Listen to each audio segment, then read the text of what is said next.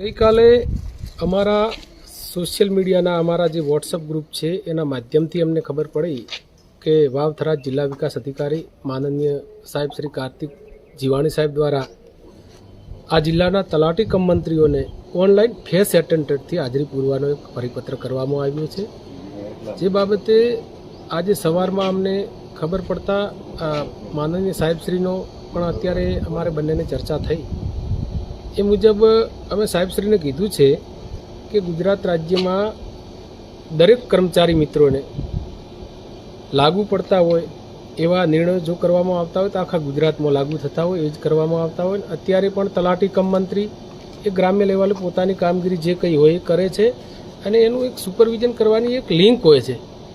અમારા ઉપર પણ વિસ્તરણ અધિકારી પંચાયત, નાયબ તાલુકા વિકાસ અધિકારી, ડેપ્યુટી ડીડીઓ સાહેબ એ બધા હોય જ છે અને એના આધારે એ બધી સિસ્ટમ ચાલતી હોય છે। પરંતુ ઓનલાઈન ફેસ એટેન્ડન્ટ છે એ કર્મચારીઓની ગોપનીયતાની બાબત છે। કોઈ પણ ફેસથી હાજરી પૂરવી ભાઈ હોય કે બહેન હોય એને મોબાઈલમાં ખાનગી એપ્લિકેશન ચાલુ કરી અને એને ફેસથી હાજરી પૂરવી એ ખરેખર અમને યોગ્ય નથી લાગતું। ડીડીઓ સાહેબ દ્વારા એવું કહેવામાં આવે છે ગોપનીયતા જળવાઈ રહેશે, તેને લઈ શકે? જી, સાહેબશ્રી દ્વારા કહેવામાં આવ્યું છે કે ગોપનીયતા જળવાઈ રહેશે, પરંતુ આ ખાનગી એપ છે અને કોઈ સરકારે એવી માન્યતા આપેલી નથી। એટલે કોઈ પણનો ફેસ જ્યારે મોબાઈલમાં કેપ્ચર કરવાનો થતો હોય છે ત્યારે એવી ખાનગી ગોપનીયતા મને લાગે ત્યાં સુધી નથી જળવાતી હોતી। અને આમે સરકારશ્રી દ્વારા એવા કોઈ ડિવાઇસ આપવામાં આવ્યા નથી તલાટી કમ મંત્રીને કે પોતે પોતાના ફેસથી કરી શકે સરકારી જે ટૂલ્સ હોય એનો ઉપયોગ કરીને। ડીડીઓ સાહેબ દ્વારા એ પણ કહેવામાં આવે છે વારંવાર વાવ થરાદ જિલ્લામાંથી રજૂઆતો મળે છે કે તલાટીઓ ગેરહાજર રહે છે, તેને લઈને આ કાર્યવાહી કરવામાં આવે, તેને લઈ શકે છે? હા, સાહેબશ્રીને રજૂઆતો મળતી પણ હશે, કદાચ કોઈ તલાટી ગેરહાજર પણ હોઈ શકે, પરંતુ એનો મતલબ એ નથી કે બધા તલાટીઓ ગેરહાજર રહેતા હોય છે।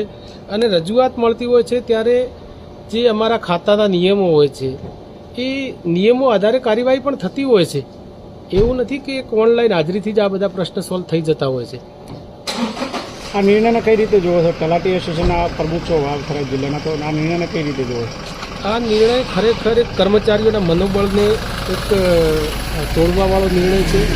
અત્યારે ખૂબ સરસ રીતે કામગીરી ચાલી રહી હોય, અત્યારે ગુજરાતમાં પણ જિલ્લા પંચાયતની કામગીરીમાં વાવ થરાદ એ અવ્વલ નંબરે આવે છે દરેક કામગીરીમાં, એમાં વેરા વસૂલાત હોય કે કોઈ પણ કામગીરી હોય। ત્યારે મને લાગે છે ત્યાં સુધી તલાટીઓના મનોબળને વિકૃત અસર થાય એવા આવા પરિપત્રો ન કરવા જોઈએ। અને હા, સરકારશ્રીની કોઈ ગાઈડલાઈન હોય અને આખા ગુજરાત રાજ્યના તમામ કર્મચારીઓને કદાચ આવા કોઈ નિયમો અલગથી લાગુ કરતા હોય તો અમે